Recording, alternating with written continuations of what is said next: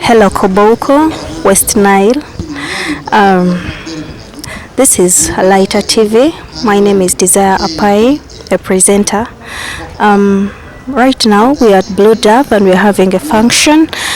Basically, it's about KDA. And in front of us, we have the chairperson KDA. We're going to have basics about what KDA is all about, but you should start with your names. My name is Richard Data, and I'm the chairman of KDA. So we hear that KDA is doing a lot for the community. We wanted to know what are those activities basically KDA is dealing with. So the basic idea of KDA is to build and transform Koboko. So our interest is to work with government to develop Koboko ourselves. So some of the key activities that we're implementing are related to inclusive education, public health, livelihood and food security, culture.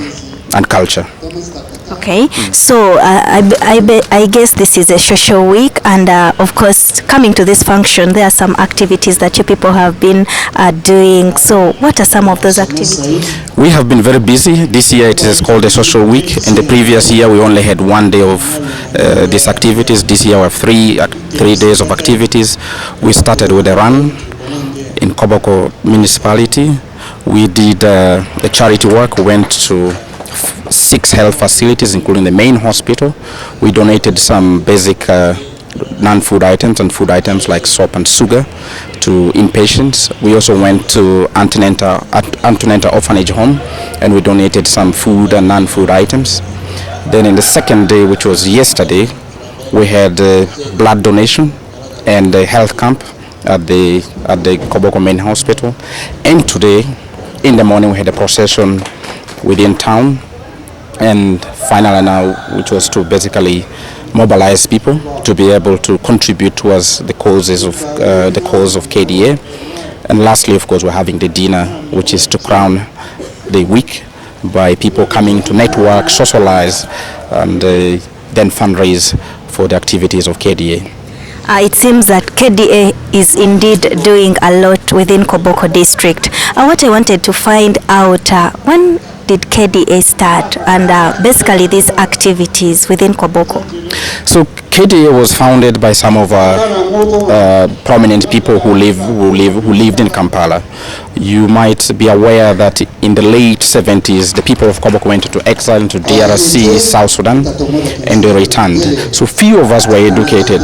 So few of our prominent people in Kampala that led by Bran Aluma, who is seated there now, and then we had the late Francis Ayume, who was an Attorney General and the Speaker of Parliament, and a few other people formed a group basically mobilizing all people from Koboko. And you know that Koboko is an inclusive district. We have people from DRC, you have Indians in this town, you have people across in other districts who live here to be able to channel resources so that they can be able to support some of the initiatives that I mentioned about. As of today, we're already sponsoring 10 students in West Nile who are pursuing secondary education. And we look forward to increasing those numbers based on the resources that we're able to get. So what I can pick from this basically is you're trying to pull out vulnerable children. You want to cater for them, people who really have the potential, who want to study, but then they can't be in position maybe to cater for themselves. So like, are there any plans that KDA has maybe in the next future? We started with secondary education. Our objective is to make sure that I mentioned about inclusive education. We want to look at early child education. We want to look at secondary education. We also want to look at scaling people in tertiary and vocational schools.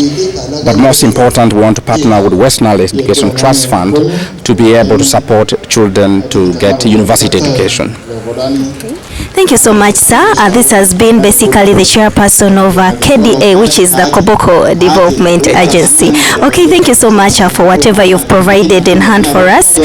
Remains Lighter TV Koboko. Thank you so much.